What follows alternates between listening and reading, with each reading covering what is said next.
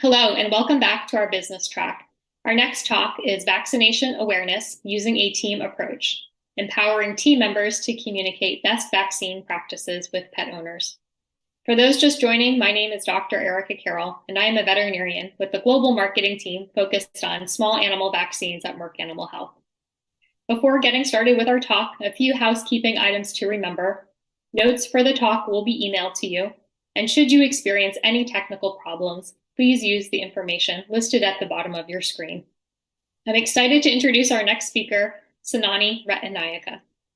Senani has been educating veterinary professionals since 2004 and has received multiple awards for her contributions to veterinary medicine. Her career began as a registered veterinary technician, working in small animal practice, industry, and with a corporate group. She has gained a unique perspective and utilizes these insights to relate to and engage her audience. She is currently the Director of Learning and Engagement at Vet Alliance Global Vet, building out a best-in-class support platform for Canadian hospitals and their teams. Senani is best known for her sessions on management, leadership, team building, communication, customer service, and compliance. She is also a popular coach and mentor for technicians and veterinarians who appreciate her authentic and honest approach to their personal success. In Senani's world, feeling valued builds connection, connection motivates learning, learning leads to change, and change creates measurable results. Welcome, Senani. The floor is yours. Amazing. Thank you so much. And thank you so much for having me. I'm so appreciative to be here to talk about something that I am very excited and passionate about, which is using our whole team. Team and full team utilization is something that I care deeply about. I'm a registered veterinary technician, and I've spent a lot of time thinking about how we can best utilize the people to not only create an incredible experience for clients and our patients, but also for each other, for the longevity of our profession, for people to retain and stay as part of the team for a long time because they can see value in the work that they're doing. Today, what we're going to cover in the time we have together is this idea of first starting with why vaccine awareness is a perfect team topic, having a team approach, evaluating needs. So evaluating your specific needs and the opportunities that you can make the case around for your hospital and your team. We're going to consider the roles that you already have on your team. We're going to talk about running a vaccine training camp to educate all of your team members. And then we're going to build and implement a plan that allows you to ultimately be successful. Now, when I talk about team, what I want you to understand is the team is everybody. And so when I say customer service, client care, receptionist, that's one group of people, those people that are on the front lines. Others that could be animal care assistants, kennel attendants, on-the-job trained technicians and nurses, whoever falls into that bucket for your support team. Veterinarians, of course, are part of this package, but some of those veterinarians actually tend into this other box, leadership and management team. I know often people talk about managers and management, but the fact is there's a little bit more than that. I think about leadership team as being decision makers and people who define structures, roles, responsibilities, hold people accountable, make decisions with respect to workflow on any given day. And so you can see how associate vets may move from that veterinarian's box into the leadership management team on any given day, depending on the structure of your hospital. And we're going to talk about all four of those components and how they contribute towards you having a successful team approach in your hospital. Now, no matter the personality of the people on your team, their education, the interests, there's likely something everyone on your team has in common, and that is a love of animals and a desire to help pet owners, the people who are attached to them. And this is what we really want to leverage, because thriving team members, they're a critical component of the success of your hospital, of your veterinary business. And it is, of course, a business, right? We pay people through this business. We generate revenue, we become profitable, and then we help more people and more animals. And that's okay. So we even want the idea of getting team members comfortable with the idea of supporting a business, thinking of our hospital as a business, because they are critical to its success. And when they're happy and engaged and motivated, and when they feel empowered, your hospital reaps significant benefit. And this is why we care about this process. And there's often these situations where the practice has very specific needs. Your clients have very specific needs. And then we have the motivation and empowerment of the team that we have to constantly be keeping an eye on. This is our obligation when we're in leadership roles. So how do you connect the practice needs with the client needs and the motivation and the empowerment of your team? Well, I have a very simple answer. It's the vaccines. It's a really incredible topic to leverage our people at their best and to support the practice and the clients in being our best. Why vaccine conversations? Well, the beauty of vaccine conversations is that they're about preventative care. We are taking healthy, happy pets and allowing them to stay healthy. You don't need to be a veterinarian to have these conversations and help and have an impactful level of conversation. You don't have to be a veterinarian. And that's what's so wonderful about these conversations. It's a topic that applies to every single patient in your practice and a topic that every single pet owner will benefit from knowing more about. And when I say every patient, of course, there are those rare occasions where there is a patient where we decide we're not going to vaccinate. But even in that, education for the client, understanding vaccines is a critical piece for reaching that conclusion. There are so many benefits to our whole team engaging in vaccine awareness conversations. So let's look at some of them. Maximizing opportunities for getting patients into the practice. Why aren't we seeing the patients we need to be seeing? There's a wonderful opportunity when we get our team involved. Identifying new opportunities with pets and pet owners. Optimizing our veterinarian-specific time. And for some of your hospitals, it's the technician or nurse-specific time as well. The more we can leverage different layers, different roles on the team, the more time other team members have available to focus on things that they absolutely have to focus on that no one else can do. So this is full utilization of the people we have. This is empowering for team members, right? The idea of job satisfaction, building confidence, having different types of conversations, educating and empowering people, helping more pets, understanding my role in that, engaging team members who want more responsibility, who want to see how else can they help, how else can they create value, how else can they be useful in a way that, again, supports the business of your hospital. And then, of course, just helping more pets and helping more pet owners with education and confidence at the forefront. When our team is engaged and they are confident, they allow and empower pet owners to also feel confident in the decisions they're making. And these are all critical. So we can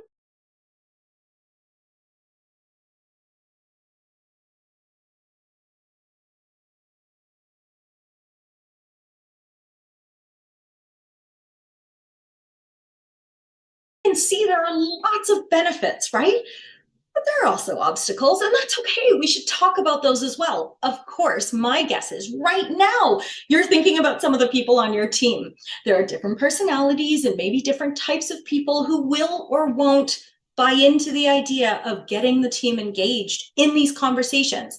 I don't just mean, oh, our CSR team, our reception team might not. I mean, sometimes it's the practice owner, sometimes it's a manager, sometimes it's one of your associate veterinarians. So it could be from all levels that there's kind of a resistance or a fear in moving forward with this.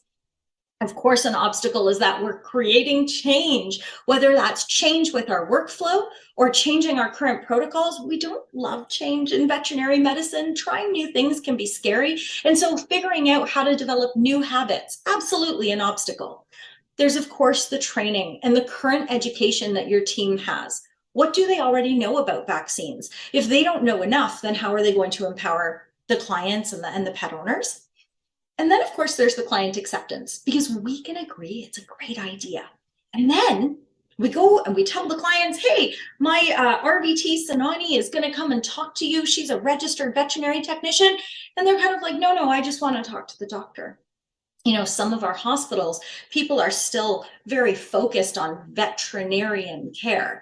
It's veterinarian centered. So the idea of moving to team centered is also something we have to consider.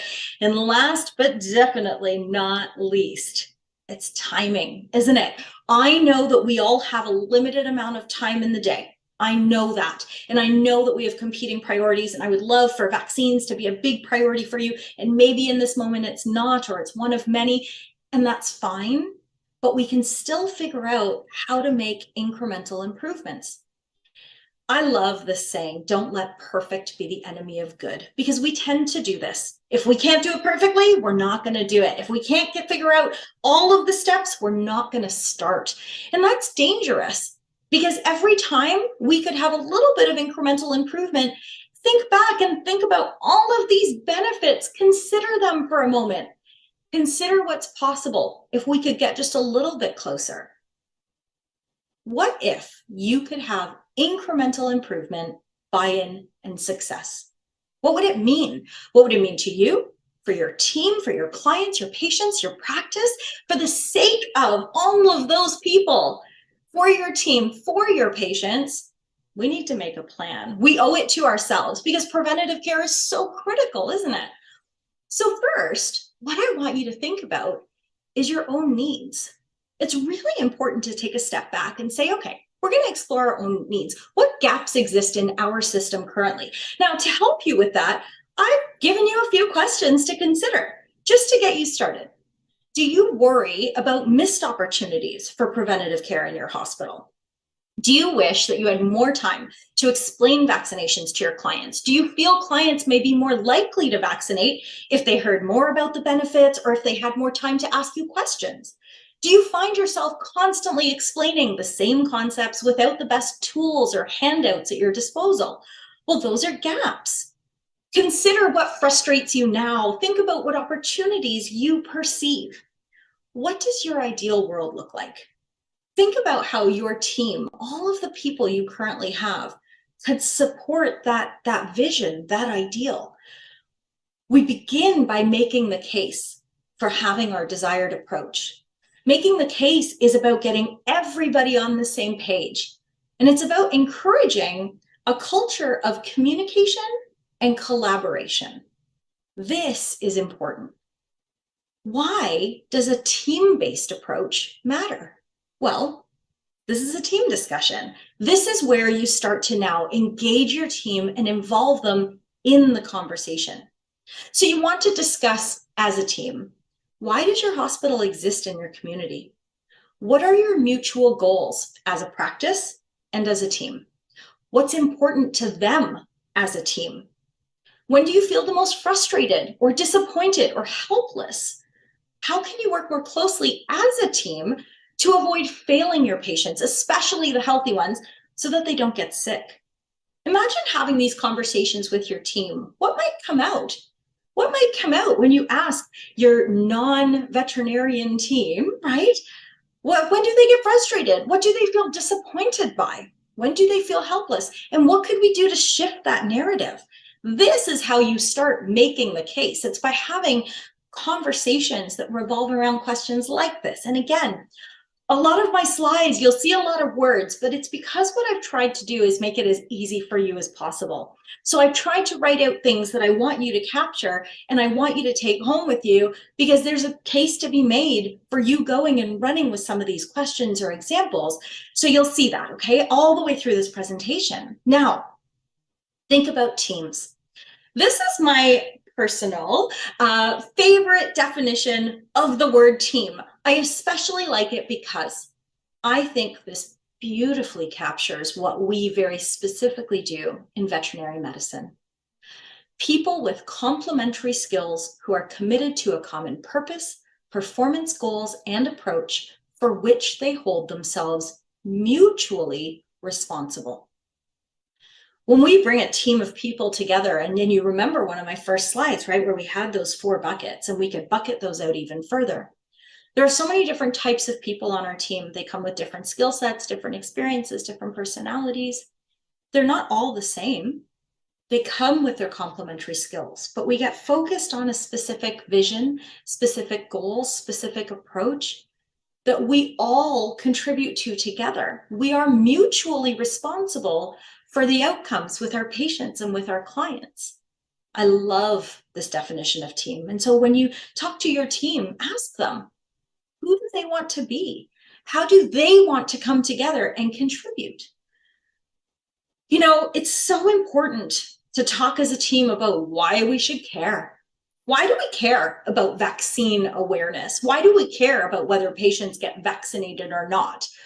Well, I know, I'm sure you do. I'm sure right now, as you look at this slide and you see these pictures of Delilah, you're thinking of someone too.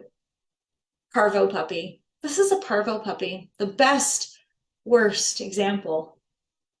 This is a patient sick with an illness that could have been prevented. And my guess is your team can come together and share stories about preventable cases that you've seen or that you've heard about.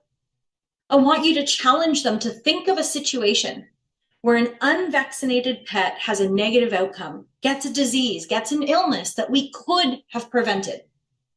Is it possible in your hospital that the client would come to you and say, I didn't know this could happen. I thought you would have told me if there was a risk. If it's possible, then we need to do better. Then we need to do more. Talk about how can we come together? How do we come together as a team? And what things can we cover off? What tasks can we each take responsibility for?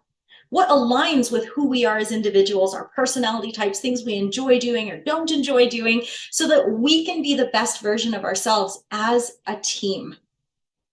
To avoid situations like this, I've been following Delilah's story just very recently on social media because a veterinarian friend of mine has taken it upon themselves to rescue this patient who is otherwise to be euthanized. But again, sadly, had the owners known more, known better, if steps could have been taken, this could have been avoided. We still don't even know if this patient is out of the woods yet, and that breaks my heart. And I think for your whole team, this is something that resonates deeply for all of us because it's why we're here. There are things we can't prevent, but vaccines allow us the ability to support the health and well-being of pets for things that we know they could be at risk for. So challenge your team to think about, in your role, Sanani, in your role as a technician, what's possible? Start there. Empower them. Ask them what's possible. Because frankly, even each of you on this call right now watching, you have one perspective. When we start asking each team member and they contribute their own perspectives, we all get better. So we explore our roles together. Now, don't worry about education at this stage. Don't worry about, but they don't know enough. Just consider, if all of us knew everything we needed to know about vaccines, what would be possible? What's possible? Think about the journey of a client from before they even come through the door. Often a client doesn't just show up randomly. They've booked an appointment in some way, they've called ahead or messaged or emailed or something. So from that initial communication, that initial touch point, think about and draw out, maybe get paper or flip chart paper, a whiteboard, draw it on a paper towel, but write out what is the journey of the client? What are all the touch points we have right through from that initial contact to paying their invoice to potentially booking their next visit? Challenge the team to consider all of the possible touch points and where our roles layer over top. Now, I want to start with this group of people. Of course, they are the first point of contact in all of our hospitals, aren't they? Customer service, client care representatives, receptionists, reception team members, whatever language you use in your hospital. There's this incredible group of people that we have to be mindful of. They're our first point of contact. Often it's through technology. It might be a phone call, it might be a text message, receiving an email, a form submission through your website. But someone, a pet owner, has connected with us, and this is usually the team that receives that. It's really important to build habits of always opening the patient file and checking the vaccine status, regardless of what that engagement is for. Whether a client is coming to buy a bag of food, whether they're calling to book a sick pet appointment, what I want to see is that every team member in this role is trained and in the habit of opening the patient file and checking vaccine status, and then doing something with that information. Because every single touch point is an opportunity. Not just during direct contact, but even if a client emails us an unrelated question, it's still a touch point and it's an opportunity for us to check. If they are overdue, it's our responsibility to say something. If they're shortly due, we don't want a client receiving their first overdue reminder and saying, but I was in a month ago to pick up something else for one of my other pets even. It's our responsibility to stay on top of these things for our clients. Everybody's busy. So what can we do to help clients stay on top of this? That's our obligation. When we're booking a vaccine appointment, it's important to be enthusiastic about this visit. We want to make clients feel really good about their choice to schedule this appointment. We want to evaluate for what is due, or if there may be other vaccines that the healthcare team can talk to these clients about.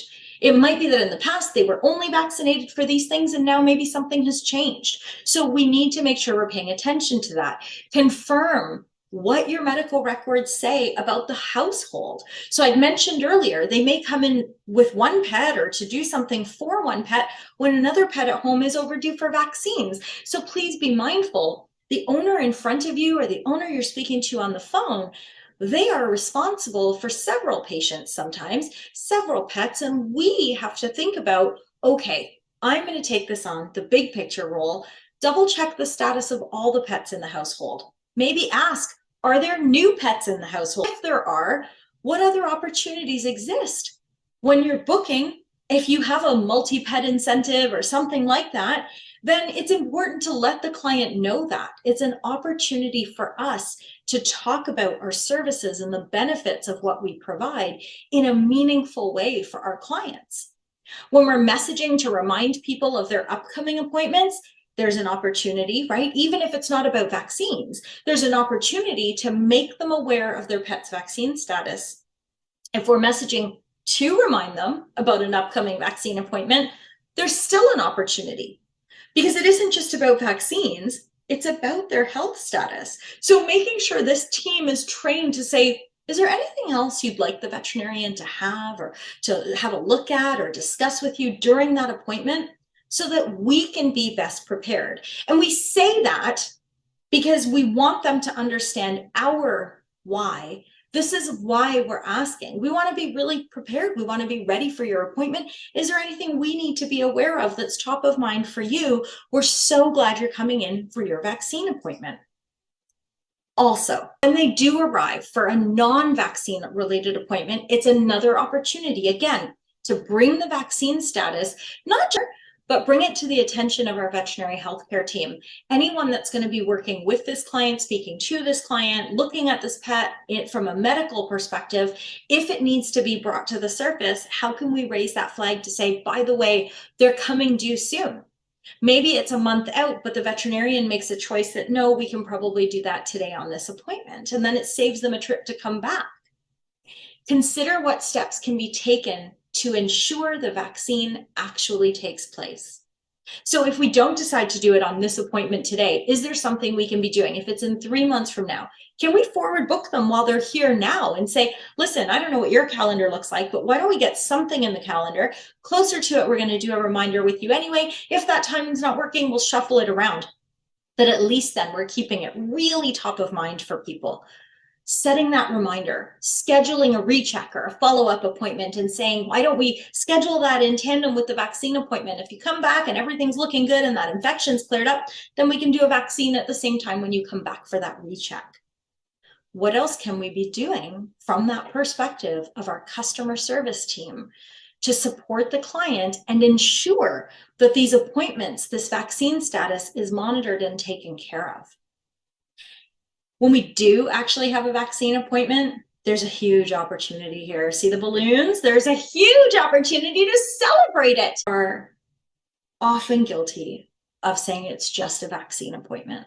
What does the day look like? Well, we've got this and this and this going on, and there's, oh, but it's just a vaccine appointment. Oh, there's like 3 vaccine appointments back to back before the sickie. Okay, well, it's just vaccines. Maybe we can power through it. Anyone guilty of this out there? I know I've said this before, and I didn't mean it in a negative way, but when you think about the connotation, when you think about the context we're setting for ourselves, when you think about how we start to then think about them, they're just vaccine appointments.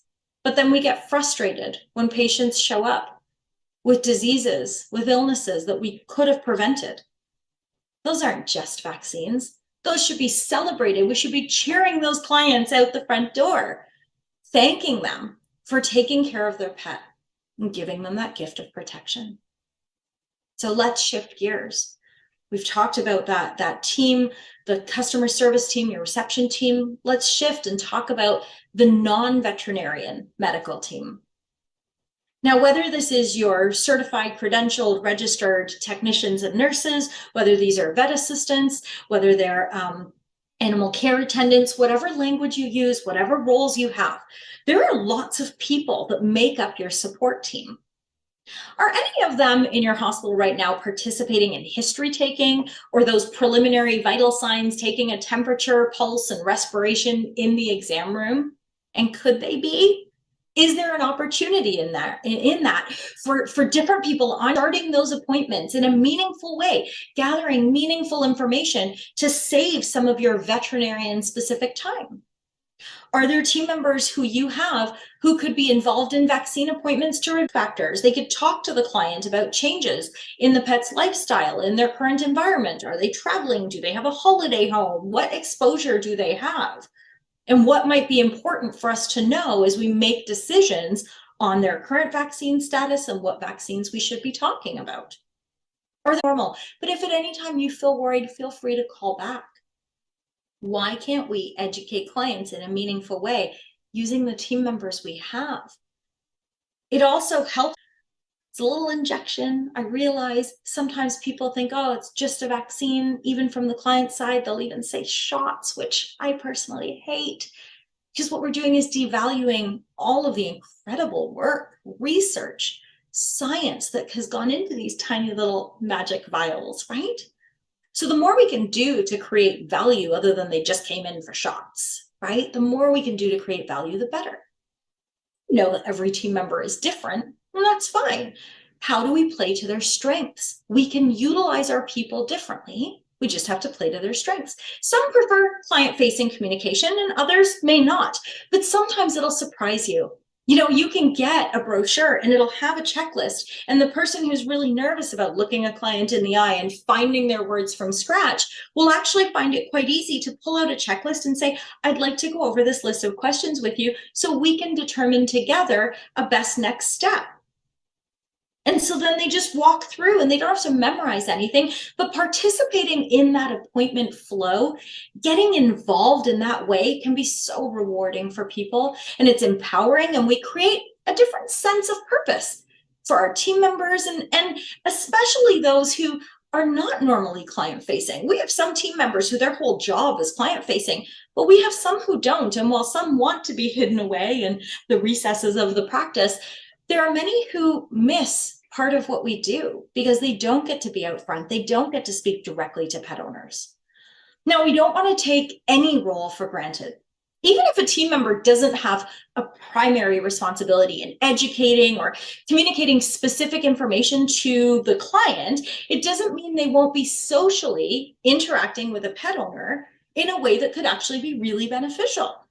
You know, even when you think about your kennel attendant who might be walking a dog in the parking lot and is chatting with a client while they're getting their cat into their car. We were just here for vaccines today. Oh, vaccines. That's so exciting. We love when pet owners bring their pets in for vaccines because it means they're doing right by their pet.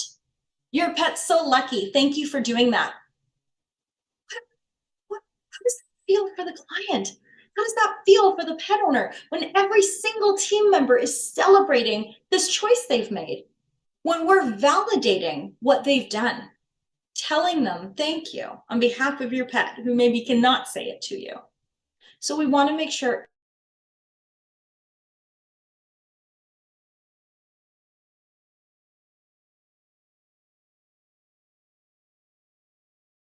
everyone is on the same page. Now, it's important as we shift again to think about our veterinarians and our management or leadership team.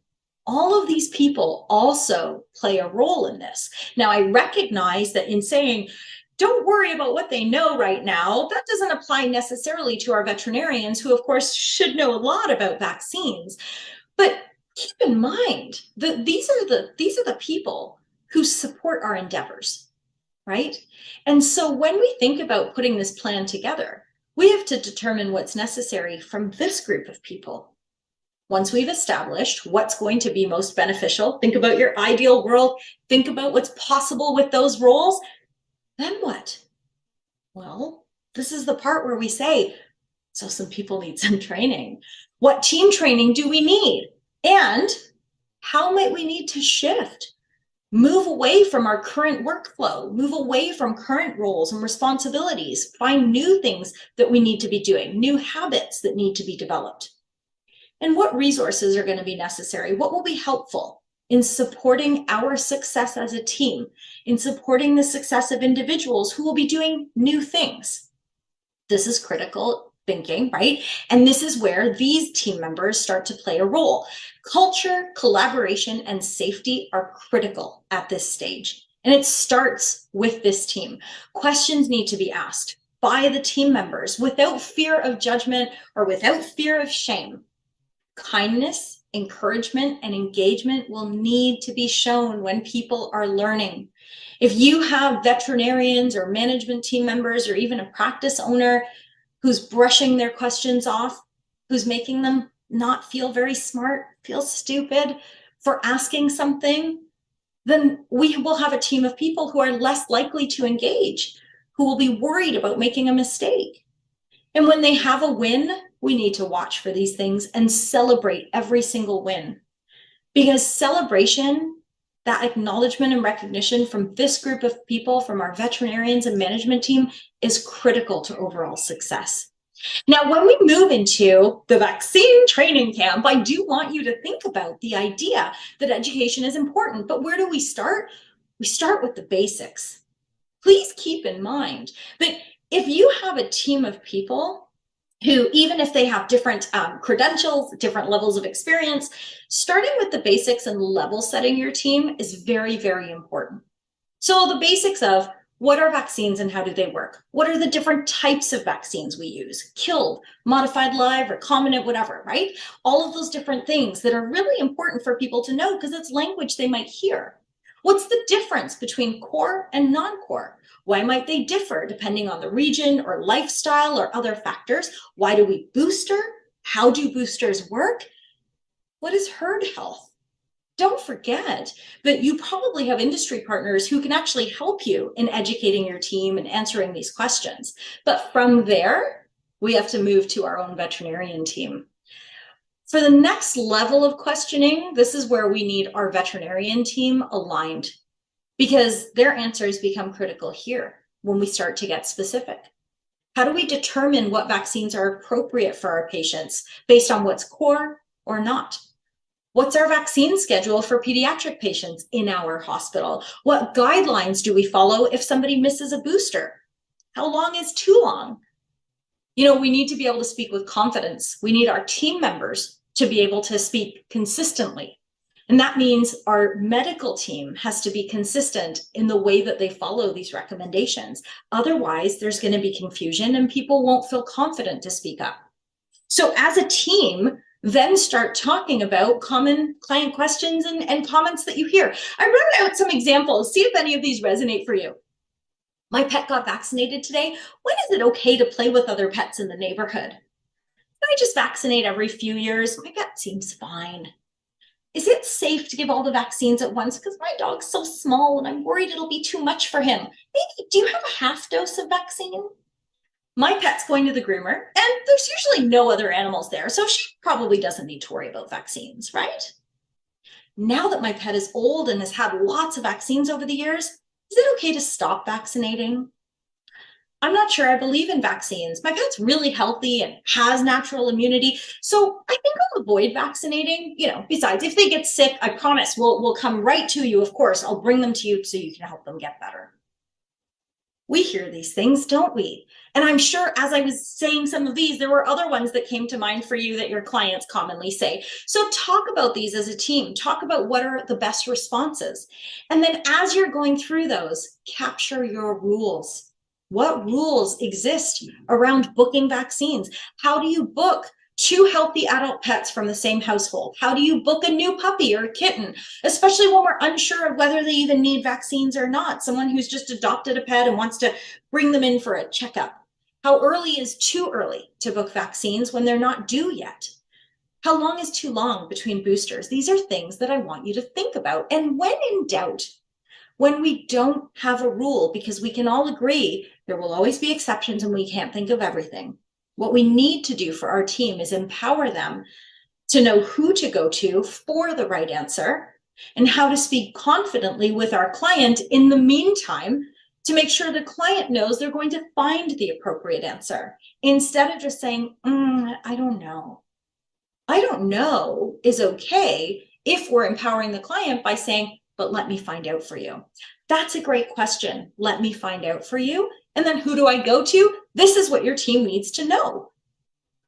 Review capabilities and responsibilities for every single person on your team. Even after we're done the training, there will be different things that people are capable of and different things that people are responsible for. You have to set clear expectations. Which roles are responsible for what level of education?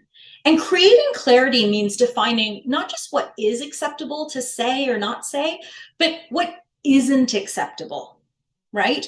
Often people learn not just by us saying, so talk to them about this, this, and this. They learn better when we say, so talk to them about this, this, and this, but don't get into this. And if they bring it up, say, that's a great question, you can ask the doctor, or let me ask the doctor for you. Okay, so helping them to see both sides. Client service roles, as an example, maybe they can't make decisions on whether a sick pet is able to be vaccinated or whether an elderly pet can skip certain vaccines. They shouldn't be allowed to make that call if they're on the reception team. Likewise, you might have your technicians and nurses maybe encouraged or even expected to review specific lifestyle considerations and helping to build out a vaccine plan for that patient based on the information they receive. So really thinking about what's possible based on each of the roles and talking about where the overlap is, what you can do, and then where it hands off and what you can do and where it hands off. We talk about timing and touch points and workflow as a result of flushing through capabilities and responsibilities. How will you communicate what's been discussed with each other? That's another big piece.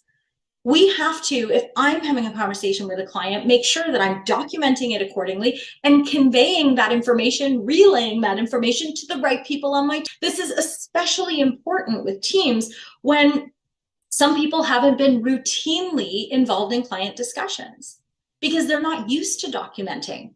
They're not used to what information is important to capture and communicate and why. So think about the idea that if someone mentions, oh yeah, our neighbor just got a new puppy and like, oh, we don't even know where it came from, but you know, they haven't taken it to a vet yet, but these guys are playing nonstop. They play together all the time. We dog sit him on Saturdays. Well, that's very important. Have we been exposed to a new little puppy that maybe has no vaccines? This might be important for us to consider.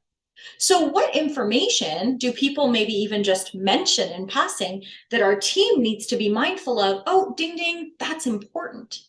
Discuss what to do when it's busy. Because here's the thing.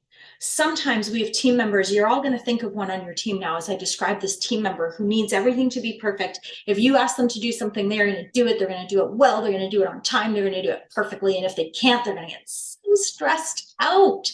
And so discuss what to do when it's busy and you can't necessarily prioritize some of these responsibilities or capture the information from the client without compromising some of your other responsibilities or somewhat more significant priorities in your job. Remember, we don't want to let perfect be the enemy of good. So in these cases, it might be that we're talking about, how do I make sure if I don't get a chance to talk about it with that client, I can hand it off to someone else and make a note in the file even. So when they come in, someone's remembering to say, no, I don't think we asked you this last time, but any new pets in your household, right? And having that information. There's some other things to consider. Think about what biases exist on your current team. Do any of their bill was already so expensive and I wasn't sure, is it even really necessary? What biases do we have? Where will we fall into the trap of our own perceptions reflecting and then compromising the way that we're supporting this client or this patient? Think about your veterinarians, the buy-in and the support from that side. All veterinarians and leadership team members, they need to support the new direction, this team approach, getting people involved. They also, though, need to ensure they're not undermining credibility of your support team members. Even if they kind of want to stay out of it, they have to be neutral. They can't undermine people, because that's going to impact both your client buy-in and the team efforts and their confidence. If they feel like there's anyone in those leadership roles who's sort of like, well, this is useless anyway, I'm just going to ask the client the same questions you asked, so I don't know why you're asking. Well, that's not going to incite confidence or excitement in your team. That's not going to get them motivated. Also think about client objections.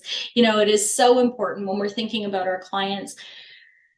Every once in a while, we are going to get one of those who's stuck in what we used to do and how we used to do it. They're going to make a comment like, that's fine, you're not the doctor. And so positioning our practice early on proactively as one that practices team medicine, that becomes very important. And think about in advance with your team, what are appropriate responses when they say you're not the doctor? Can we confidently say, that's right? Just that simple thing of, you're right, that's right. In our hospital, we each play a role in the vaccine discussion. And so I've been trained to determine which vaccines will be most valuable for your pet today. Or maybe they say, you're not the doctor, and that's right. And in our hospital, we each play a role in the vaccine discussion. And my role includes asking you these questions that our veterinarians actually help design to help them expedite your appointment. What can we say? What should we say? What makes sense for your hospital to say to help your team members deal with those interactions when they occur? And they will. This is a team initiative. If we all do the best we can, then we will have more touch points. We'll have more opportunities than we did yesterday. And so it's about incremental improvement. It's about incrementally improving our ability to educate and communicate and empower people. And we strive to be consistent, right? And we know once in a while we won't be, and that's okay. Because when it happens, like I said earlier, we can communicate with each other. If I didn't get to ask them specific questions when I did the reminder phone call or when we sent out that email, then maybe we can ask them when they come in. Other team members can jump in. Remember, this is what team definition is about. We come together with complementary skills and we are mutually responsible for the outcome. And when I say that, please keep in mind, this is meant to be fun. We can have fun with this. Training and implementing new initiatives doesn't have to be boring and overwhelming and feel like school, even though some of us really like school. There are ways to make it fun. Can we do quizzes? Can the team help come up with quiz questions, activities that get people laughing, creating prizing for reaching goals? How many more pets did we vaccinate? Celebrations for all of the pets that we together are going to help. Can we look at the resources that currently exist? What tools do we have? What tools do we need? It is really important. So many of you already have formal client handouts or websites, you have posters or other signage, you have cheat sheets and key points and key questions and rules. And if you don't, then I'm going to encourage you to get some of these things to support the people who are going to be involved in this process. And whether it's checklists and history taking sheets, whatever that looks like, when we're sending out emails, can we template certain language? I am not a fan of scripts because I worry in reading scripts, Something I write that sounds like me today won't even sound like me tomorrow if I read it out loud, let alone you or someone else. So we have to be careful of that, but key messages can be really helpful. Here are the things we want to make sure we cover. Some of you are using computer software that helps to support client communication, reminders, things like that. So how can we use that? And even your marketing tools. Many of you have social media campaigns or you're writing blogs. Maybe you have a digital toolkit. Keep in mind, even if your team is not responsible for those things, make sure they're aware that they exist, especially if you're positioning things to your clients. If a client comes in and says, hey, I got that email from you about vaccines, and your team members are saying, what email? That's no good. We need them to know at least as much as the client knows. There's so much out there for you from your industry partners. So I encourage you to talk to your industry partners about what's available to you. I asked for some examples from MSD Animal Health, so Merck Animal Health, and I got these really neat examples from them, but there's so much out there. So please just look at what already exists so you're not reinventing the wheel. So here's an example of common questions from pet owners about vaccinations.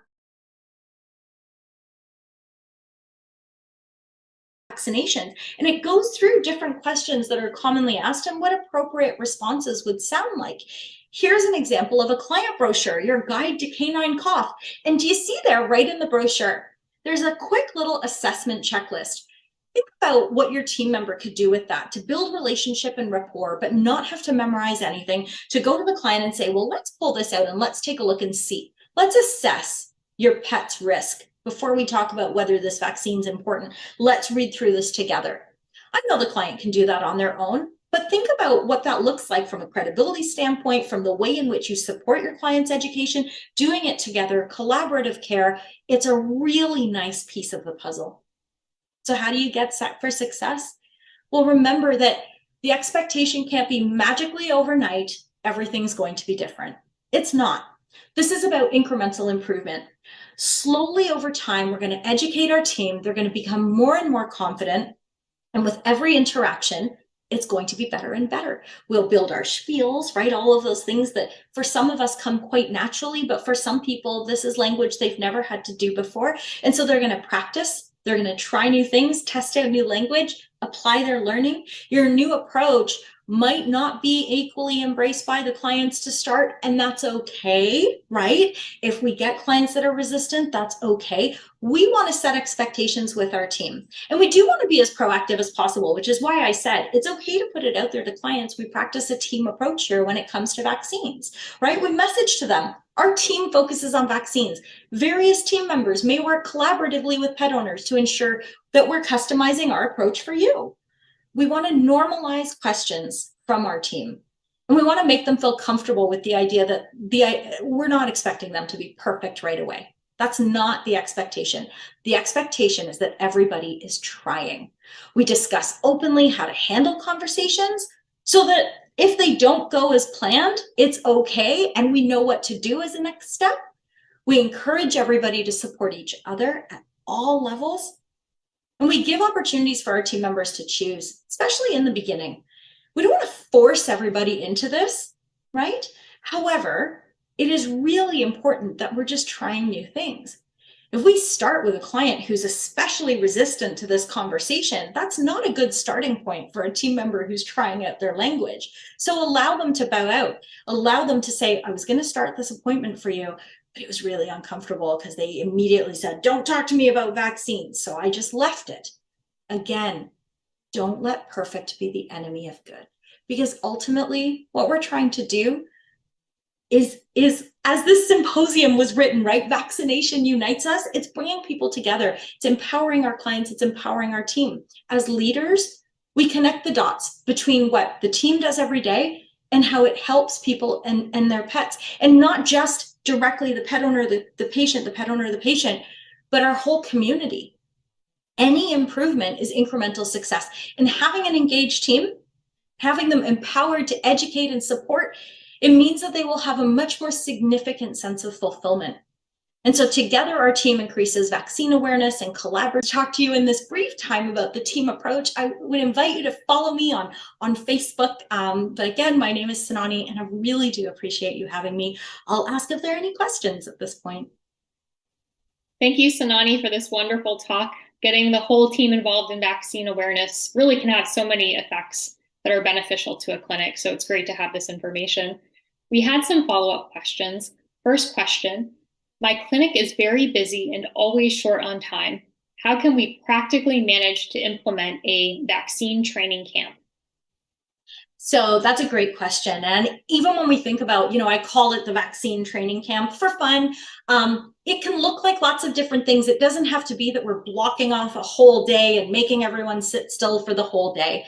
Think about what's possible even when you're busy. You may not even be able to come together for 2 hours, everyone in the building at the same time. Could you pose a question a day or an education point of the day over the course of a couple of weeks? Capture all the answers in one place and start building out a document, a handout, or part of a protocol that way. It could be leadership team members making little videos that everyone can watch when they have time with sound bites. It could be having everyone read a brochure, a client brochure, and then talking about it over a lunch hour or a break. No matter what, it's about just reinforcing things over time. So this doesn't happen overnight. Consider as well that before we train the team, before we even get into vaccine training camp, your veterinarians have to agree on get on the same page and be consistent with what our protocols are, the rules. So that's a very important place to start if you haven't already done that. Thank you, Sanani. We had another question about how to practically train the team. Question is, what happens if we hire new team members and they have missed the training? Sure. And that's going to happen. And that's going to happen anyway, sometimes, depending on if we have it in person and not everyone can attend. So this is where capturing and documenting all of our conversations and the things that are important or critical, capturing our rules, creating some process or protocols, having resources and writing things down so that when people are new, it's easy for them to not only just catch up, but for us to be consistent so that even for people who were in the training, if they're forgetting something, they can go back and reference it. I'd also suggest this type of training, you don't do it once, check it off and say done forever. So revisiting it annually because things change, products change. And so over time, understanding what is our protocol? Are we discussing things that are up to date? Are we all being consistent now based on what we want to do now? Even with the different team members changing over, you might have people shifting with different skill sets, and that will affect how we utilize our people. So this is an ongoing piece that you want to pay attention to because vaccines are a year-round thing, right? Thank you, Sanani. We have time for one more question. How do you manage very shy or very resistant team members? Oh, I love this. Okay. Shy is one thing, resistant is another, and either way, it is really important that we are patient. Remember that when people are resistant, it's often just that they're committed to something else. So think about it that way instead of they're saying no. And when someone's resistant, we have to start by trying to understand why. Where is it coming from? Because if we assume where that resistance is coming from, we'll be tackling the wrong thing. So what is it that they don't like? Are they losing their place in a discussion? Sometimes I've seen veterinarians actually get really resistant because they say, well, it's my responsibility to ask these questions. I use this opportunity to connect with the client and now you're taking it away from me. Or is it about taking on more responsibility? Maybe it's someone that's not used to having these conversations and they're afraid of getting it wrong, or they feel anxious about things that are outside of their control. What if the client says this? I won't know what to do. We can't tackle something unless we understand it. So with resistance, first seek to understand that. If it is someone's feeling shy, then go slowly. Work with them, see what they would feel comfortable to do or not do. Is it as simple as you can only do this checklist? I'm not even probably going to make much eye contact, but I think I could get through asking them these questions. Great, then that is incremental improvement. Allow them some easy wins to help with their confidence. Don't put them in a situation where they're likely to fail as a starting point. And ultimately, remember that there are some team members who will work very diligently in the background to support the other team members who can have these conversations. So it might be that someone's working harder now in the background to free up time for other people to go in and interact with clients more and have the more confident, capable people in that client-facing role. That would still be success. That's our team coming together, working together. Hope that makes sense. Absolutely. Many thanks again, Sanani, for sharing all of your knowledge on this topic with us. Unfortunately, we do need to wrap up our session and cannot take any more questions. A quick reminder to the audience, your participation certificate will be emailed after the event.